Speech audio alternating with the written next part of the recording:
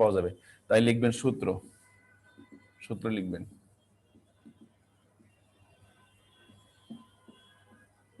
সুষম বহুভুজের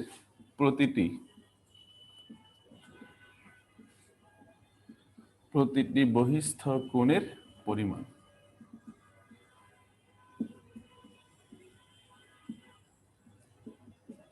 সুষম বহুভুজের প্রতিটি বহিস্থ কোণের পরিমাণ 360/n। বহিস্থ কোণের সমষ্টি বলে 360 হবে, আর বাহু সংখ্যা দিয়ে আপনি ভাগ করছেন 360/n।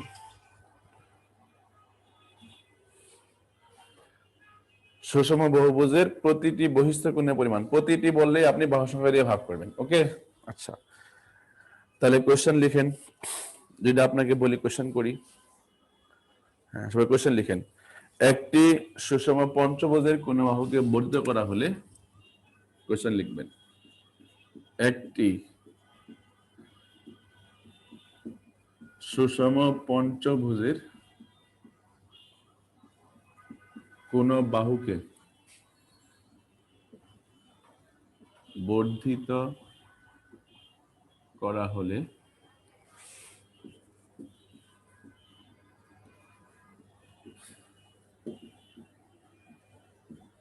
উৎপন্ন বহিস্থ কোণটি কি ধরনের? এ হচ্ছে কোশ্চেন। একটি সুষম পঞ্চভুজের কোন বাহুকে বর্ধিত করা হলে উৎপন্ন বহিস্থ কোণটি কি ধরনের? হ্যাঁ সবাই একটু খেয়াল করবেন। কোশ্চেন লিখছেন তো না, উৎপন্ন বহিস্থ কোণটি কি ধরনের? হ্যাঁ খেয়াল করবেন। প্রথম কথা হচ্ছে এখানে কোণটি বলছে, নট কোণগুলো। কোণটি বললে আমরা একটা কোণ বলি, আর একটি বহিস্থ কোণ সূত্র হচ্ছে 360/n। 360/n হচ্ছে একটা বহিস্থ কোণের মান বের করার সূত্র। যখন পঞ্চভুজ তখন আপনি n এর মান লিখবেন হচ্ছে 5। 360/5 সমান সমান 72 ডিগ্রি কোণের মান। কিন্তু প্রশ্নে কোণের মান না চেয়ে বলছে কোণটি কি ধরনের। ঠিক আছে, যখন বলছে কোণটি কি ধরনের তখন আপনাকে বুঝতে হবে 72 ডিগ্রি কি ধরনের কোণ। এই 72 ডিগ্রি হচ্ছে সূক্ষ্ম কোণ। এই কি ধরনের মানে সূক্ষ্ম কোণ। কথা বুঝছেন কিনা? প্রশ্ন করছে আপনাকে কোণটি কি ধরনের, তাহলে কোণের মান পেলাম 72 ডিগ্রি, আর 72 ডিগ্রি মানে সূক্ষ্ম কোণ। আচ্ছা, এখানে কিছু এখানে মানে সূক্ষ্মকোণ স্থূলকোণ ব্যাপারগুলো আমরা একটু ভালো করে পড়ে ফেলি, তাহলে পরবর্তী ক্ষেত্রে কাজে লাগবে। সূক্ষ্মকোণ অ্যাকিউট অ্যাঙ্গেল সবাই খেয়াল করবেন। থিটা এর মান যখন 90 ডিগ্রি হবে তখন তাকে আমরা বলি হচ্ছে সমকোণ। থিটার মান 90 ডিগ্রি হলে সমকোণ।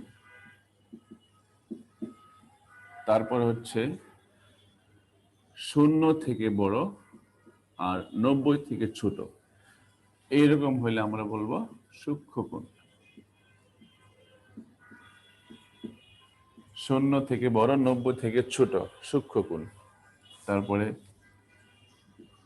90 থেকে বড় আর 180 থেকে ছোট স্থূলকোণ, অবটুস অ্যাঙ্গেল বলে স্থূলকোণ। তারপরে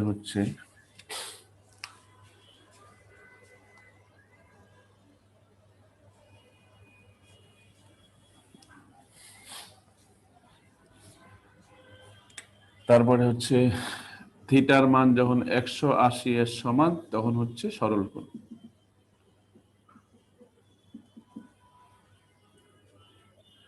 তারপরে 180 থেকে বড় আর 360 থেকে ছোট তখন বলা হচ্ছে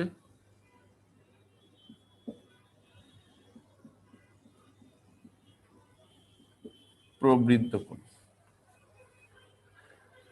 ঠিক আছে, এই লাইনটুকু খাতায় লিখে রাখেন।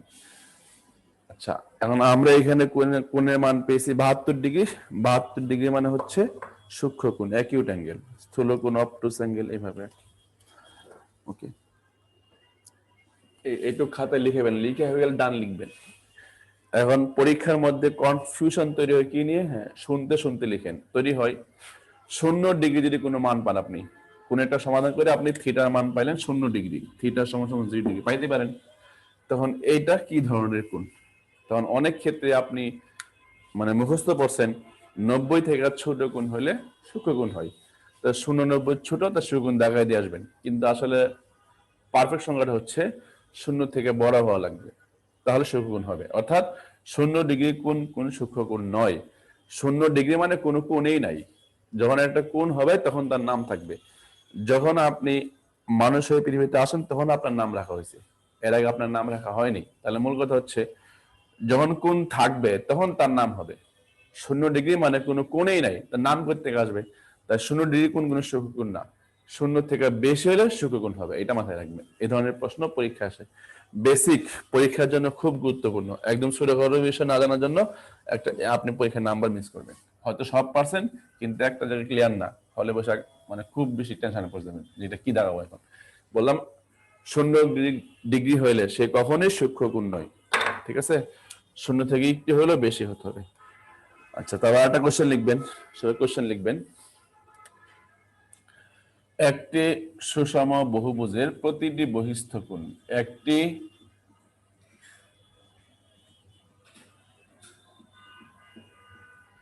সুষম বহুভুজের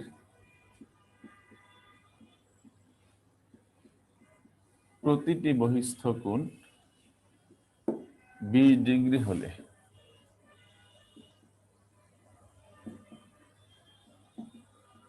বাহু কয়টি? একটি সুষম বহুভুজের প্রতিটি বহিস্থ কোণ 20 ডিগ্রি হলে বাহু কয়টি? প্রতিটি বহিস্থ কোণের সূত্র কি মনে আছে আপনাদের?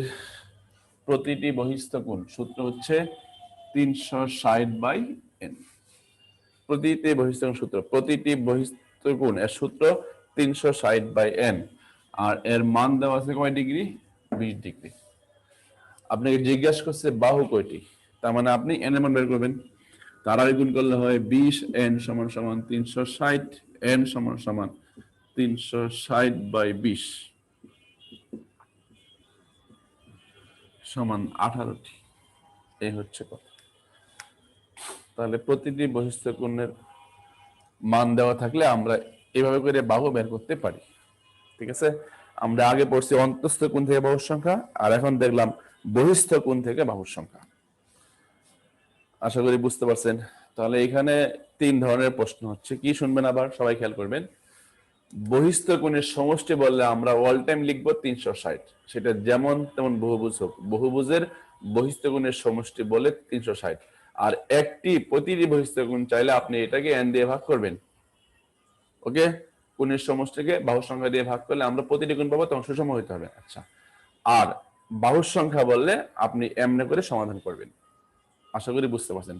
কোণের সমষ্টি, প্রতিটি কোণের মান, বাহুর সংখ্যা, এই 3 ধরনের প্রশ্ন আসে।